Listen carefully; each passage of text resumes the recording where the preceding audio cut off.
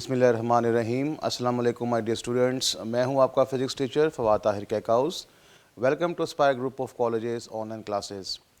Student, आज का lecture हमारा लेक्चर 10 है और इस लेक्चर 10 में हमने वो जो प्रीवियस लेक्चर में एक आर्टिकल था स्केलर प्रोडक्ट, डॉट प्रोडक्ट, उसका रिमेनिंग पार्ट स्टडी करना है और साथ ही हम उसके ऊपर दो एग्जांपल्स भी देखेंगे।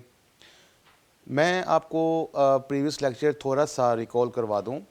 उस प्रीवियस लेक्चर में आपने ये पढ़ा था कि हमारे पास अगर दो वेक्टर्स मल्टीप्लाई हों और आंसर में हमारे पास स्केलर आए तो हम उसको स्केलर प्रोडक्ट या डॉट प्रोडक्ट कहते हैं, क्योंकि ये डॉट के साथ रिप्रेजेंट होता है, इसलिए इसको डॉट प्रोडक्ट का नाम दिया गया था।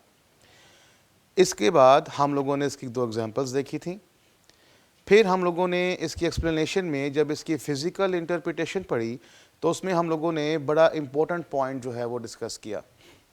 वो ये कि पहले वाले की मैग्नीट्यूड हम लोग लेंगे और दूसरे वाले का प्रोजेक्शन लेंगे पहले की डायरेक्शन में। स्टूडेंट, मैं आपको एक बड़ा ही अहम पॉइंट बताने लगा हूँ। यहाँ जो मैंने हाईलाइट किया है projection of B in the direction of A, और जब हमने इसको फाइंड आउट किया था तो वो निकला था हॉरिजॉन्टल पार्ट। ठीक है। देन हम लोगों ने जब बी डॉट ए निकाला तो उसके अंदर हमें सेकंड वाले का जब प्रोजेक्शन फाइंड किया तो वो अगेन निकला था हॉरिजॉन्टल पार्ट। यानी कि स्टूडेंट्स, जब भी आपको प्रोजेक्शन निकालना है दूसरे की डायरेक्शन में तो स्केलर प्रोडक्ट के अंदर हमेशा ही एक्स कंपोनेंट आता है, वाई कंपोनेंट नहीं आता। तो आप इजीली किसी को भी जस्टिफाई कर सकते हैं कि क्यों इसके अंदर कॉज आता है, साइन क्यों नहीं आता। क्योंकि हॉरिजॉन्टल पार्ट में कॉस थीटा होता है, वर्टिकल पार्ट में साइन थीटा होता है। जब आप इसका प्रोजेक्शन निकालते हैं तो उसमें आपके पास हॉरिजॉन्टल पार्ट आता है जिसके अंदर कॉस थीटा है। That is why cause always appear in dot product. फिर हमने इसको प्रूफ किया था कि ये कॉम्यूटेटिव होता है और इसकी थोड़ी सी प्रॉपर्टीज़ हम लोगों ने कल पढ़ ली थी, जिनमें हमने पहला पढ़ा था कि ये कॉम्यूटेटिव है। फिर हमने पढ़ा कि अगर परपेंडिकुलर वेक्टर्स का डॉट लिया जाए तो रिजल्टेंट ज़ीरो आता है। फिर हमने पैरेलल और एंटी पैरेलल में पढ़ा, फिर सेल्फ मल्टीप्लिकेशन पढ़ी और मोस्ट इम्पोर्टेंट लास्ट में हम लोगों ने पढ़ा था यूनिट वेक्टर्स का आपस में डॉट प्रोडक्ट। इसका रिज़ल्ट आप लोगों ने बेटा जहन में रखना है, क्योंकि आज जो लेक्चर हम स्टार्ट करने लगे हैं उसके अंदर इसी प्रॉपर्टी दे इस्तेमाल होना है। यूनिट वेक्टर्स अगर सिमिलर हैं तो उनका डॉट प्रोडक्ट 1 के इक्वल है, और अगर ये डिसिमिलर हैं तो इनका डॉट प्रोडक्ट 0 आता है। चलिए स्टूडेंट, आज हम अपनी नेक्स्ट प्रॉपर्टी पढ़ते हैं कि अगर हमारे पास वेक्टर्स उसने रेक्टेंगुलर कंपोनेंट्स में दिए हों, यानी कि ए उसने वेक्टर दिया है ए एक्स आई, ए वाई जे, ए जेड के, बी दिया है बी एक्स आई, बी वाई जे, बी जेड के। ये वेक्टर्स उसने रेक्टेंगुलर कंपोनेंट्स की फॉर्म में दिए हैं 3 डायमेंशन में। इसमें ए और बी के अंदर आई के साथ जो लिखा है वो इसकी एक्स पार्ट है, जे के साथ जो लिखा है वो वाई पार्ट है और के साथ जो लिखा है वो जेड पार्ट है। अब अगर हम इनका आपस में डॉट प्रोडक्ट लेते हैं तो फिर स्टूडेंट्स मैथमेटिक्स में जैसे हम पढ़ते हैं, ए की जगह पे मैंने ए की वैल्यू लिखी एंड देन मैंने डॉट लगाकर बी की जगह पे बी की वैल्यू लिख दी। मैथमेटिक्स में हम जब एक इक्वेशन को सॉल्व करते हैं, ब्रैकेट को सॉल्व करते हैं, तो हम फर्स्ट टर्म को दूसरी की तीनों टर्म्स के साथ हम मल्टीप्लाई कर देते हैं। बिल्कुल ऐसे ही हम लोग यहाँ पे करेंगे। हमने यहाँ पर ए एक्स को पहले बी एक्स के साथ मल्टीप्लाई किया।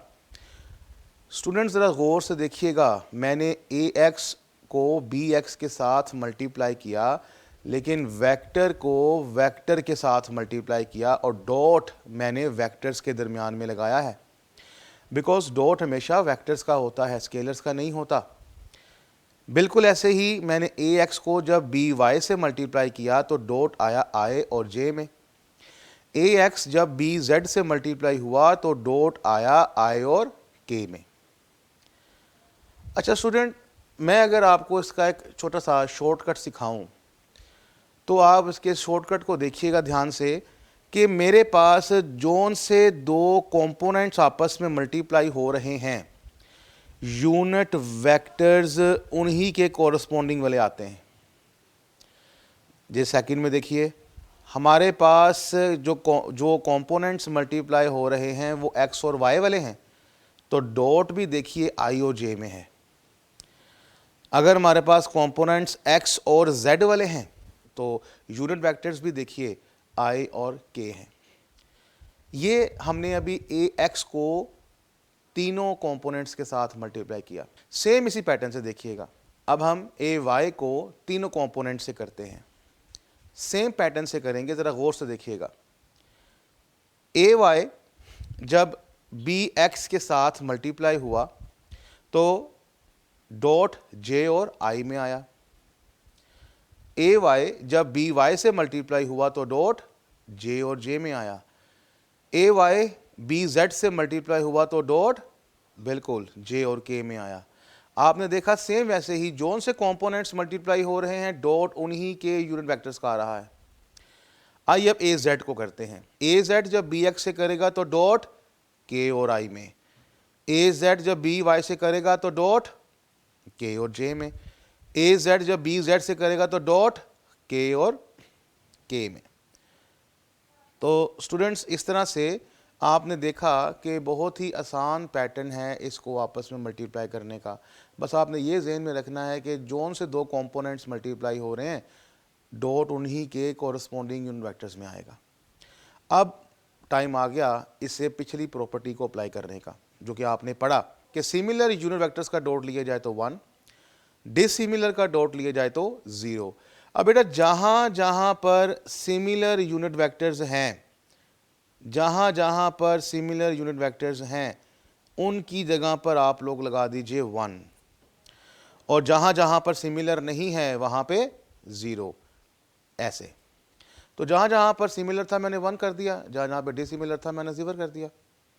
अब जब मैं इसको फाइनल रिजल्ट सिंप्लीफाई करके लिखूंगा तो मेरे पास आता है a dot B equals to A X B X plus A Y B Y plus A Z B Z. Students, इसको याद करना बहुत आसान, यानी कि अगर आपको दो वेक्टर्स रेक्टेंगुलर कंपोनेंट्स की फॉर्म में दिए जाएं और आपसे कहा जाए कि इनका डॉट प्रोडक्ट लिखें, तो उसको लिखने का तरीका है दोनों के x कंपोनेंट्स को आपस में मल्टीप्लाई करो, दोनों के y कंपोनेंट्स को आपस में मल्टीप्लाई करो, दोनों के z कंपोनेंट्स को आपस में मल्टीप्लाई करो, तीनों को आपस में मल्टीप्लाई करके ऐड कर दो। तो इस तरह से आप बड़ी आसानी से dot product of two vectors in rectangular components find कर सकते हैं, और ये प्रॉपर्टी हम लोग अभी आने वाली एग्जांपल में भी देखेंगे। नेक्स्ट है बेटा कि हम जानते हैं A dot B A B cos theta है। यहाँ से अगर मैं ए बी को वहाँ ले जाऊँ तो कॉस थीटा आ जाएगा, और एंगल फाइंड करूँ तो मेरे पास आएगा A cos inverse A dot B over A B. यहाँ पे ब्रैकेट में जो टर्म लिखी है ऊपर, फ्रैक्शन के जो ऊपर वाली टर्म है वो ए डॉट बी है, और जो नीचे लिखा है वो मैग्नीट्यूड ऑफ ए का प्रोडक्ट है मैग्नीट्यूड ऑफ बी के साथ। ये जो फाइंड आउट हमने किया है बेटा, ये वो एंगल है जो दो वेक्टर्स आपस में बना रहे हैं। तो अगर आपको वो एंगल जो दो वेक्टर्स के दरमियान में बन रहा है फाइंड करना पड़ जाए तो आप ये वाला फॉर्मूला इस्तेमाल करेंगे। लेकिन याद रखिएगा, इस एंगल को पुराने पड़े हुए एंगल से मिक्स नहीं करना। वो एंगल क्या था? वो एंगल था tan inverse R Y over R X, और ये वो एंगल था जो वेक्टर बनाता है पॉजिटिव एक्स एक्सिस के साथ इन एंटी क्लॉकवाइज डायरेक्शन। तो वो एंगल थीटा किसी और का है, और ये एंगल थीटा दो वेक्टर्स के दरमियान में है। तो स्टूडेंट्स, ये इसकी प्रॉपर्टीज़ थी जो हम लोगों ने प्रीवियस लेक्चर में स्टार्ट की थी, और आज इसका इख्तिताम हुआ। आइए अब इन्हीं प्रॉपर्टीज़ को अप्लाई करते हैं कुछ एग्जांपल्स के साथ। एग्जांपल नंबर 2.4 है बेटा आपकी किताब में। वो कहता है कि हमारे पास एक फोर्स F है 2I + 3J यूनिट्स। मैंने पहले भी आपसे कहा था कि यूनिट्स यहाँ पर इसलिए लिखा है कि कोई भी फिज़िकल क्वांटिटी यूनिट के बिना नहीं आती। अगरचा फोर्स का यूनिट न्यूटन है, हमें मालूम है, लेकिन चूंकि अभी तक आपको पढ़ाया नहीं, इसलिए यहाँ पर यूनिट्स लिख दिया गया है। फोर्स 2I + 3J है और ये एक पॉइंट पर लग रही है, जिसकी वजह से एक ऑब्जेक्ट पॉइंट ए से मूव करके पॉइंट बी पर चला गया है। मीन्स कि आपके पास एक क्यूबिकल बॉक्स है, उस क्यूबिकल बॉक्स को आपने फोर्स लगाई, वो जिस पॉइंट पे था वो ए था, लेकिन जब मैं उसको फोर्स लगा के इस पॉइंट से इस पॉइंट पर ले गया तो वो पॉइंट बी आ गया, तो मुझे कोई ना कोई वर्क करना पड़ा। वो आपसे यही डिमांड कर रहा है कि वर्क बताएं आपने कितना किया है। तो स्टूडेंट्स, डाटा में उसने हमें एक तो फोर्स दे दी है, दूसरा हमें उसने डिस्टेंस दे दिया है फ्रॉम ए टू बी। तो हमें ये वर्क फाइंड करना है जो ए से लेकर बी तक आपको करना पड़ा है। तो वर्क जैसे कि आपको मालूम है, डॉट प्रोडक्ट है, force is a vector, D displacement is a vector. तो फोर्स तो बेटा अगर आप इसका सोल्यूशन देखें, फोर्स तो हमें गिवन है, हमें डिस्प्लेसमेंट नहीं गिवन। और डिस्प्लेसमेंट कहाँ से कहाँ तक? ए से बी तक। तो मैंने इसको displacement D equals to A B लिखा। अब आपको याद होगा, मैंने पहले भी आपको एग्जांपल में बताया था कि अगर हमें वेक्टर निकालना पड़े तो हमेशा सेकंड में से फर्स्ट को माइनस करना है। तो सेकंड चूँकि हमारे पास बी लिखा है, मैंने बी 0.57 पहले लिखा, माइनस कर दिया ए 13। जब मैं इसको वेक्टर्स, इसके पोजीशन वेक्टर्स में कन्वर्ट करता हूँ तो मेरे पास ये 5I + 7J आ जाता है, माइनस 1I + 3J। अब जब मैं ब्रैकेट को ओपन करूंगा तो बेटा ये 5I + 7J minus 1I - 3J आ जाएगा। I वाले कंपोनेंट्स और J वाले कंपोनेंट्स को मैं जब कंबाइन करता हूं तो मेरे पास डिस्प्लेसमेंट 4I + 4J आ जाता है। तो आप लोगों ने जो पैरामीटर्स चाहिए थे वो फाइंड कर लिए।